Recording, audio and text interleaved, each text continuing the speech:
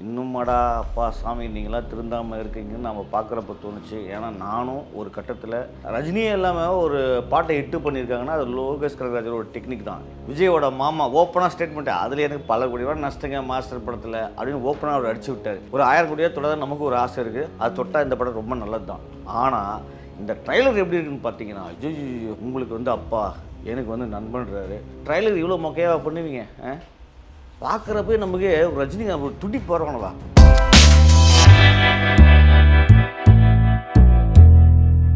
கூலி படத்தோட ட்ரைலர் இப்போ தான் ரிலீஸ் ஆச்சு. இந்த ட்ரைலர் 7 மணிக்கு ரிலீஸ் ஆச்சு. அங்கே ரஜினிகாந்த் பார்த்திங்கன்னா 6 மணிக்கெலாம் வந்துட்டார்.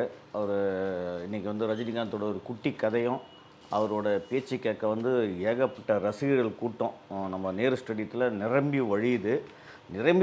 பார்த்தா கேட்டெல்லாம் உடச்சிட்டு போலீஸ்லாம் தள்ளுமுள்ளாகி பாவம் இன்னுமாடா அப்பா சாமி நீங்களாம் திருந்தாமல் இருக்கீங்கன்னு நம்ம பார்க்குறப்ப தோணுச்சு. ஏன்னா நானும் ஒரு கட்டத்தில் இப்படி ஒரு ஹீரோவை பார்க்கணும், ஒரு படத்தை போய் ஃபஸ்ட் டைம் போய் பார்க்கணுன்னு அடித்து டிக்கெட் வாங்கி வேர்வையோடு போய் அந்த தேட்டரில் உட்காந்து படம் பார்க்குற ஃபீலிங்லாம் இருந்தது. ஒரு கட்டத்துக்கு மேலே நம்ம திருந்தணும்.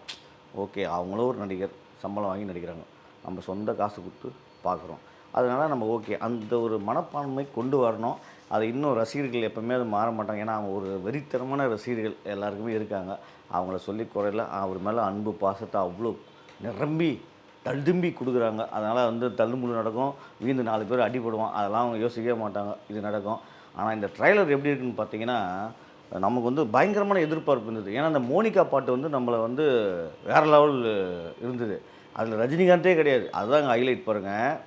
ஒரு சூப்பர் ஸ்டார் படத்தில் ஃபஸ்ட்டு பாட்டு ரிலீஸ் பண்ணுறாங்க. அதில் பார்த்தீங்கன்னா ரஜினிகாந்தே இல்லாமல் இந்த சோபின் சாகிர், அவர் நம்ம மலையாளோட மிகச்சிறந்த நடிகர், நம்ம மஞ்சுமல் பாய்ஸோட அவர் தான் ஒரு முக்கியமான ரோல் பண்ணியிருப்பார். அவர் நிறைய படம் பண்ணுறாரு. அவரை வச்சு ஒரு டான்ஸ் மூமெண்ட் கொடுத்து ரஜினியே இல்லாமல் ஒரு பாட்டை ஹிட்டு பண்ணியிருக்காங்கன்னா அது லோகேஷ் கனகராஜோட ஒரு டெக்னிக் தான். ஏன்னா ரஜினி இருப்பாரானா சொல்லி எல்லாம் போய் பார்ப்போம், ரஜினி இல்லை. ஆனால் அதே மாதிரி ட்ரைலரில் பார்த்தீங்கன்னா ரஜினி ரொம்ப ரொம்ப ரொம்ப கம்மியான சீன் தான் வச்சுருக்காங்க. ஏன்னா இதில் பார்த்திங்கன்னா ஏகப்பட்ட ஆர்டிஸ்ட் இருக்காங்க. அதுவும் வந்து தமிழில் ரஜினிகாந்த், ஆந்திராவில் பார்த்திங்கன்னா நாகார்ஜுனா, ஹிந்தியில் பார்த்திங்கன்னா அமீர் கான், கர்நாடகாவில் பார்த்திங்கன்னா நம்ம உபேந்திரா, மலையாளத்தில் பார்த்திங்கன்னா அந்த சோபின் சாகிர், இவங்க எல்லாரையுமே போட்டு ஒவ்வொரு சீனையும் வந்து 3 நிமிஷம் ட்ரைலரில் ஒவ்வொரு சீன் வந்தாலும் சரியாக போயிடும். அதனால் ஒவ்வொரு சீன் பத்தாத்துக்கு நம்ம படத்தை நம்ம கமலஹாசனுடைய மகள் ஸ்ருதி ஹாசன் வரை இந்த படத்தில் நடிச்சிருக்காங்க.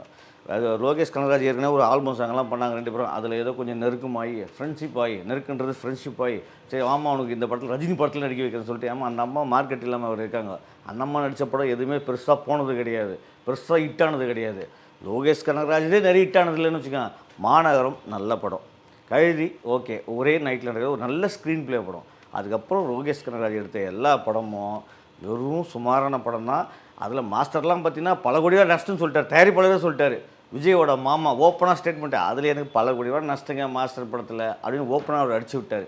அது மாதிரி அவர் வந்து பயங்கர பிரம்மாண்டமாக எடுப்பார், ஆனால் தயாரிப்பாளரே நஷ்டம்னு சொல்கிறாரு. லோகேஷ் கனகராஜோடைய டைரக்ஷன் அந்த லெவல் தான் இருக்குது. சரி ஓகே, இருந்தாலும் இந்த படம் ரஜினிகாந்துக்காக மிகப்பெரிய வெற்றி அடையணும் தான் நமக்கு ஆசை. ஏன்னா 1000 கோடி 2000 கோடின்னு போயிருக்கிற மார்க்கெட்டு, தமிழ் படம் ஒரு 1000 கோடியாவது தொடாதா? ஏன்னா 500 கோடி தொட்டுச்சு, ஒரு 1000 கோடியாவது தொடாதா நமக்கு ஒரு ஆசை இருக்குது. அது தொட்டால் இந்த படம் ரொம்ப நல்லது தான். ஆனால் இந்த ட்ரைலர் எப்படி இருக்குன்னு பார்த்தீங்கன்னா, ஐயோ சோபின் சாகிர் தான், அவர் நம்ம மலையாள ஆக்டர் சோபின் தான் வேறு லெவல் பண்ணுறாரு. எடுத்தோன்னே அவர் தான் காமிக்கிறாங்க. ஒருத்தன் பிறகுறப்பே அவன் சாவு யார் கையில் இருக்குன்னு சொல்லி ஒரு டைலாக் கூட ஆரம்பிக்கிற தலைவன் மாஸ்க் காட்டுறாரு. எப்படி ஹார்பரில் பெரிய கண்டெய்னரு, அதுக்குள்ளே அவ்வளோ பெரிய கூட்டம், இவர் தான் வந்து பயங்கரமான டைலாக் பண்ணுறாரு.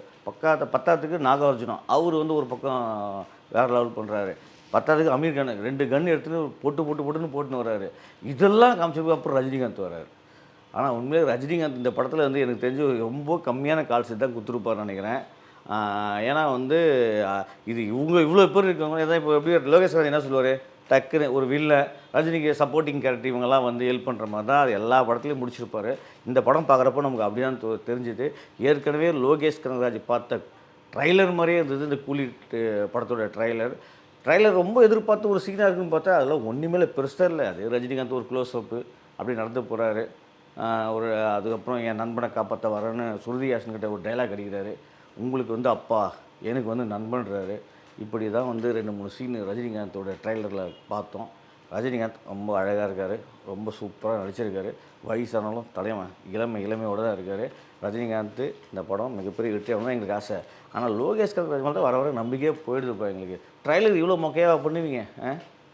பார்க்குறப்பே நமக்கு ரஜினிகாந்த் ஒரு துடிப்பு வரணும்வா. ஒரு ப்ரோமோ வீடியோ சூப்பராக பண்ணுறீங்க, ஒரு 3 நிமிஷம் ட்ரைலர் எப்படி பண்ணணும்? சும்மா தெறிக்க வடக்க வேணாவா? பத்தாத்துக்கு வேறு ஏ சர்டிஃபிகேட் வேறு, ரத்தம் குடலை உருவி வர்றது, நெஞ்சு போட்டு குத்துறது, இதெல்லாம் போட்டு. அதான் ரஜினிகாந்த் சொன்னாங்க இப்போ தான், ரொம்ப நாளைக்கு அப்புறம் நெட்ரிகன் ஒரு 20 வருஷத்துக்கு அப்புறம் ரஜினிகாந்துக்கு வந்து ஒரு ஏ சர்டிஃபிகேட் வர படம்னா இந்த படம் தான். ஏன்னா ரஜினிகாந்த்னா வந்து சின்ன குழந்தைங்கலேருந்து போய் பார்க்கும், ரஜினி படமா சூப்பர் அங்கிள் படம் அப்படின்னு. ரஜினி மேலே சின்ன குழந்தைங்கலேருந்து பெரியவங்க வரையும் அவ்வளோ இன்ட்ரெஸ்ட்டாக ஆசைப்பட்டு போய் படம் பார்க்குற ஒரு நடிகர் யாருன்னா ரஜினிகாந்த் தான். அவருக்கே பார்த்தீங்கன்னா இப்போ ஏ சர்டிஃபிகேட் கொடுத்துட்டு 18 வயசுக்குள்ளே யாரும் போக முடியாது, அந்த மாதிரி பண்ணிட்டாரு லோகேஷ் கனகராஜ். இருந்தாலும் ரஜினிக்காக இந்த படம் ஹிட் அடிக்கணும். ஏன்னா எங்களுக்கெல்லாம் ரஜினி பிடிக்கும். இந்த வயசுலேயும் ஒரு ஹீரோவாக ஜொலிக்கிற யாருன்னா ரஜினிகாந்த் மட்டும்தான். எல்லோரும் அமிதாப் பச்சன் முதற்கொண்டு நடிக்கிறாங்க, ஆனால் ஹீரோவாக நடிக்கலை, சப்போர்ட்டிங் கேரக்டர் தான் பண்ணுறாங்க. ஆனால் ரஜினிகாந்த் மட்டும்தான் ஹீரோவாக இந்திய சினிமாவிலே நிலைச்சி நிற்கிறார் இந்த வயசில். அதனால் அவருக்காக இந்த படம் ஹிட் ஆகணும். ஆனால் லோகேஷ் கனகராஜ் என்னப்பா நீ பார்த்த படத்தையே காப்பி அடிக்கிற மாதிரி இந்த ட்ரைலரே காப்பி அடித்து வச்சுருக்கியே, இதெல்லாம் நியாயமா? கொடுமை, கால கொடுமை. பத்தத்துக்கு சுருதியாசனை போட்டு எனக்கு பக்குன்னு அடிக்குது. ஓ என்னாயா இது, இந்த படம் ஹிட் ஆகுமோ ஹிட் ஆகாதா? தயவு செஞ்சு ஹிட் ஆகணும் ரஜினிகாந்த் நாங்கள் வேண்டுறோம். ஆனால் இப்படிலாம் நடக்காதான்னு எங்களுக்கு கொஞ்சம் கஷ்டமாக இருக்குது. இருந்தாலும் கூலி ஹிட் ஆகணும். ட்ரைலர் மொக்கையாக இருந்தாலும் படம் ஹிட் ஆகும். ஏன்னா சில படங்கள்லாம் பார்த்துருக்கோம், ட்ரைலர் ரொம்ப கேவலமாக மொக்கையாக இருக்கும், ஆனால் படம் வேறு லெவலில் இருக்கும். அந்த மாதிரி ஏதாவது மேஜிக் பண்ணியிருந்தால் இந்த படம் கண்டிப்பாக வெற்றி அடையும், ஜெயிக்கும். நானும் எதிர்பார்ப்போடு இருக்கேன். August 14 wait and watch. இந்த வீடியோ உங்களுக்கு பிடிச்சிருந்தா லைக் பண்ணுங்கள், கமெண்ட் பண்ணுங்கள், ஷேர் பண்ணுங்கள், சப்ஸ்கிரைப் பண்ணுங்கள்.